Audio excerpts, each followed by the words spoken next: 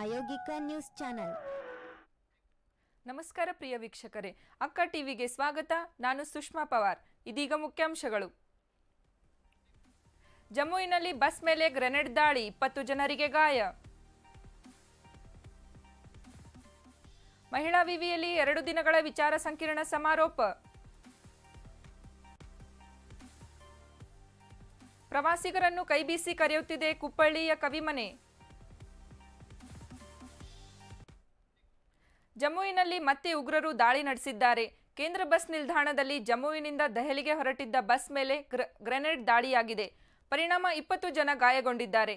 ಜಮ್ಮು ಮತ್ತು ಕಾಶ್ಮೀರದಲ್ಲಿ ಈಗಾಗಲೇ ಬಿಗಿ ಭದ್ರತೆ ಒದಗಿಸಲಾಗಿದೆ. ಜಮ್ಮುವಿನಲ್ಲಿ ಬಸ್ ಸಂಚಾರವನ್ನು ಸಂಪೂರ್ಣವಾಗಿ ಸ್ಥಗಿತಗೊಳಿಸಲಾಗಿದೆ. ಶ್ವಾನ ದಳದಿಂದ ಸ್ಥಳ ಪರಿಶೀಲನೆ ನಡೆಯುತ್ತಿದೆ.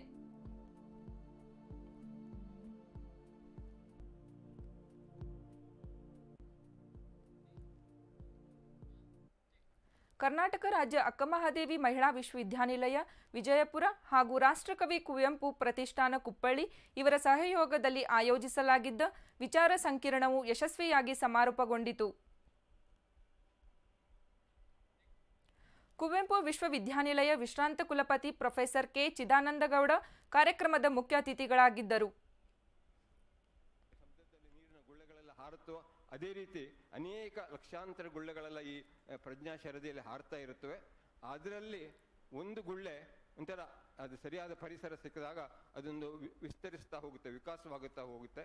ಅಂತಹ ಒಂದು ಈ ಪ್ರಜ್ಞಾ ಸಾಗರದಿಂದ ಇದ್ದಂಥ ಒಂದು ಗುಳ್ಳೆ ಇದೆ ಅಲ್ಲ, ಆ ಗುಳ್ಳೆ ಅದು ಯಾವುದಂತಂದ್ರೆ ನಮ್ಮ ಈ ಬ್ರಹ್ಮಾಂಡ. ಈ ಸಮುದ್ರದಲ್ಲಿ ನೀರಿನ ಗುಳ್ಳೆಗಳೆಲ್ಲ ಹಾರುತ್ತವೆ. ಅದೇ ರೀತಿ ಅನೇಕ ಲಕ್ಷಾಂತರ ಗುಳ್ಳೆಗಳೆಲ್ಲ ಈ ಪ್ರಜ್ಞಾ ಶರದಿಯಲ್ಲಿ ಹಾರ್ತಾ ಇರುತ್ತವೆ. ಅದರಲ್ಲಿ ಒಂದು ಗುಳ್ಳೆ ಒಂಥರ ಅದು ಸರಿಯಾದ ಪರಿಸರ ಸಿಕ್ಕಿದಾಗ ಅದೊಂದು ವಿಸ್ತರಿಸ್ತಾ ಹೋಗುತ್ತೆ, ವಿಕಾಸವಾಗುತ್ತಾ ಹೋಗುತ್ತೆ. ಅಂತಹ ಒಂದು ಈ ಪ್ರಜ್ಞಾ ಸಾಗರದಿಂದ ಇದ್ದಂಥ ಒಂದು ಗುಳ್ಳೆ ಇದೆ ಅಲ್ಲ, ಆ ಗುಳ್ಳೆ ಅದು ಯಾವುದಂತಂದ್ರೆ ನಮ್ಮ ಈ ಬ್ರಹ್ಮಾಂಡ. ಈ ಸಮುದ್ರದಲ್ಲಿ ನೀರಿನ ಗುಳ್ಳೆಗಳೆಲ್ಲ ಹಾರುತ್ತವೆ. ಅದೇ ರೀತಿ ಅನೇಕ ಲಕ್ಷಾಂತರ. ನಿವೃತ್ತ ಪ್ರಾಧ್ಯಾಪಕ ಡಾಕ್ಟರ್ ಗುರುಪಾದ್ ಮರಿಗುದ್ದಿ ಸಮಾರೋಪ ಭಾಷಣ ಮಾಡಿದರು. ಮಾತ್ರ ಘಟಿಸಿರ್ತಕ್ಕಂಥ ಒಂದು ಅಸಂಭವವಾದಂಥ ಘಟನೆ ಇದು. ಯಾವುದೋ ಮಲೆನಾಡಿನ ಮೂಲೆ ಯಾವ ಅನುಕೂಲಗಳೇ ಇಲ್ಲದಂಥ ಒಂದು ಸ್ಥಿತಿಯಲ್ಲಿ ಬಂದಂಥ ಒಬ್ಬ ಹುಡುಗ ಎಷ್ಟು ಎತ್ತರದ ಸಾಧನೆ ಮಾಡಿದ ಅನ್ನೋದು ನಿಮ್ಮೆಲ್ಲರಿಗೂ ಒಂದು ಮಾರ್ಗದರ್ಶಕವಾದ ಸೂತ್ರ ಇದೆ. ಅದಕ್ಕೆ ಕುವೆಂಪು ಅವರು ಅವರ ಬದುಕೇ ಒಂದು ಹೋರಾಟ, ಅವ್ರ ಸಾಹಿತ್ಯನೇ ಒಂದು ಹೋರಾಟ. ಈ ಕುವೆಂಪು ಸಾಹಿತ್ಯ ಯಾರ್ಯಾರಿಗೆ ಹೇಗೆ ಕಾಣ್ತದೆ ಅಂತಂದ್ರೆ, ನಾನು ಎಷ್ಟೋ ಸಲ ಇಂದಿನ ಪ್ರಬಂಧಗಳನ್ನೆಲ್ಲ ನೋಡಿದ್ದೀನಿ, ನಾನು ಎಷ್ಟೋ ರಾಜ್ಯ ರಾಷ್ಟ್ರಮಟ್ಟ ಪ್ರಬಂಧಕಾರರಲ್ಲಿ ಕೂಡ ನೋಡಿದ್ದೀನಿ. ಈ ಸಹ್ಯಾದ್ರಿಯ ಯಾವ ಕಾಡಿನ ಭಾಗದಲ್ಲಿ ನೀವು ಒಳಗೆ ಹೋಗಿ ಏನೇನು ನೋಡಿ ಹೇಗೆ ಹೊರಗೆ ಬರ್ತೀರಿ ಅದಷ್ಟೇ ನಿಮಗೆ ಕಾಣ್ತದೆ. ಇಡೀ ಸಹ್ಯಾದ್ರಿಯನ್ನು ನೀವು ನೋಡೋದಕ್ಕೆ ಸಾಧ್ಯ ಇಲ್ಲ. ಕುವೆಂಪು ಸಾಹಿತ್ಯ ಕೂಡ ಹಾಗೆ. ನೀವು ಆಕ್ಟಿವಿಸ್ಟ್ ಇದ್ರೆ. ವಿವಿ ಕುಲಸಚಿವೆ ಪ್ರೊಫೆಸರ್ ಆರ್ ಸುನಂದಮ್ಮ ಸಮಾರಂಭದ ಅಧ್ಯಕ್ಷತೆಯನ್ನು ವಹಿಸಿದ್ದರು. ರಾಷ್ಟ್ರಕವಿ ಕುವೆಂಪು ಪ್ರತಿಷ್ಠಾನದ ಖಜಾಂಚಿ ದೇವಾಂಗಿ ಮನುದೇವ್, ವಿವಿ ಕುಲಪತಿ ಪ್ರೊಫೆಸರ್ ಸಬಿಹಾ ಭೂಮಿಗೌಡ, ಕಾರ್ಯಕ್ರಮ ಸಂಯೋಜಕರಾದ ಡಾಕ್ಟರ್ ಓಂಕಾರ್ ಕಾಕಡೆ ಮತ್ತಿತರರು ಉಪಸ್ಥಿತರಿದ್ದರು.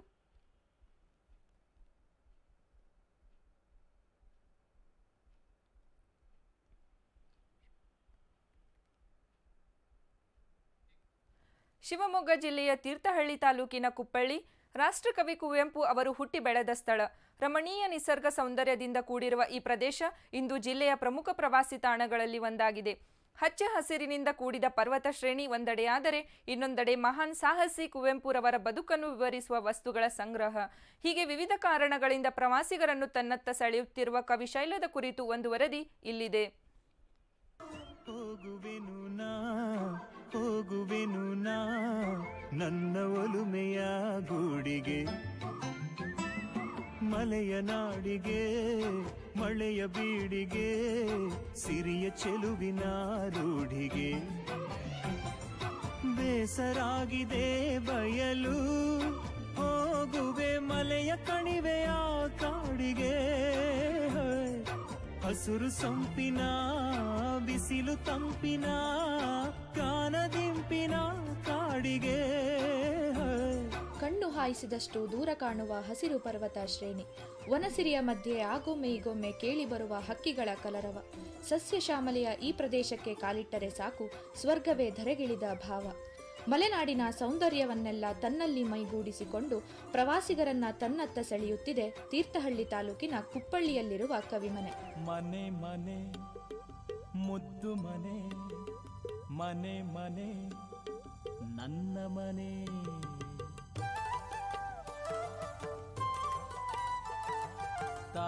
ಮುತ್ತು ಕೊಟ್ಟ ಮನೆ, ತಂದೆ ಪೆಟ್ಟು ಕೊಟ್ಟ ಮನೆ. ರಾಷ್ಟ್ರಕವಿ ಕುವೆಂಪು ಅವರು ತನ್ನ ಬಾಲ್ಯವನ್ನು ಕಳೆದ ಅವರ ಸಾಹಿತ್ಯ ಸೃಷ್ಟಿಗೆ ಪ್ರೇರಕವಾಗಿದ್ದ ಮನೆಯೇ ಈ ಕವಿಮನೆ. ಎತ್ತ ಕಣ್ಣು ಹಾಯಿಸಿದರೂ ಕಾಣುವ ಹಸಿರು ಸಿರಿಯ ನಡುವೆ ಮಲೆನಾಡಿನ ವಾಸ್ತುಶಿಲ್ಪದಿಂದ ಕಟ್ಟಿದ 2 ಅಂತಸ್ತಿನ ಮನೆ ಎಂಥವರನ್ನು ತನ್ನತ್ತ ಸೆಳೆಯುತ್ತದೆ. ಸಾಹಿತ್ಯಾಸಕ್ತರಿಗೆ ಇದೊಂದು ಪ್ರೇರಕ ತಾಣವಾದರೆ, ಪ್ರವಾಸಿಗರಿಗೆ ಬದುಕಿನ ಜಂಜಾಟವನ್ನೆಲ್ಲ ಮರೆಸುವ ಪ್ರವಾಸಿ ತಾಣ.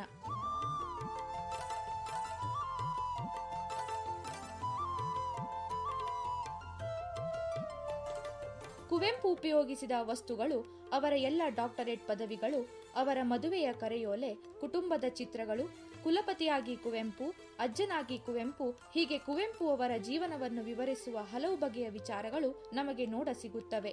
ಅತ್ಯುತ್ತಮ ಕೃತಿಗಳನ್ನು ಕೊಟ್ಟು ಬದುಕಿನ ಅರ್ಥವನ್ನು ತಿಳಿಸಿಕೊಟ್ಟು ಹಿರಿಯರು ಬಾಳಿ ಬದುಕಿದ ಮನೆಯನ್ನು ಬಿಟ್ಟು ಅಮರರಾದ ಕವಿ ಕುವೆಂಪುರವರ ಮನೆ ನೂರಾರು ನೆನಪುಗಳನ್ನು ತನ್ನಲ್ಲಿ ಇಟ್ಟುಕೊಂಡಿದೆ.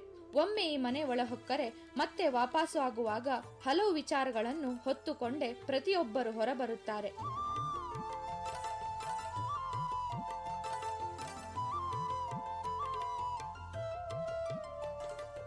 ಕವಿಶೈಲದ ಕುರಿತಾದ ಕುವೆಂಪುರವರ ಮಾತು ನಿಜಕ್ಕೂ ಸತ್ಯ. ಕಲೆಯ ಕಣ್ಣಿಲ್ಲದವರಿಗೆ ಅದು ಒಂದು ಕಲ್ಲು ಕಾಡು, ಕಲಾವಂತನಿಗೆ ಅದು ಸಗ್ಗವೀಡು. ನಿಜಕ್ಕೂ ಭುವಿಯ ಸ್ವರ್ಗ ರಾಷ್ಟ್ರಕವಿಯ ಕವಿಮನೆ. ಕವಿಶೈಲಕ್ಕೆ ಕವಿಶೈಲವೇ ಸಾಟಿ. ಯಶಸ್ವಿ ದೇವಾಡಿಗ, ಅಕ್ಕ ಟಿವಿ. ಇಲ್ಲಿಗೆ ವಾರ್ತಾ ಪ್ರಸಾರ ಮುಕ್ತಾಯವಾಯಿತು. ನಿರಂತರ ಸುದ್ದಿಗಾಗಿ ನೋಡ್ತಾ ಇರಿ ಅಕ್ಕ ಟಿವಿ. ಅಕ್ಕ ಟಿವಿ ಮಹಿಳಾ ವಿವಿ ಪ್ರಾಯೋಗಿಕ ನ್ಯೂಸ್ ಚಾನೆಲ್.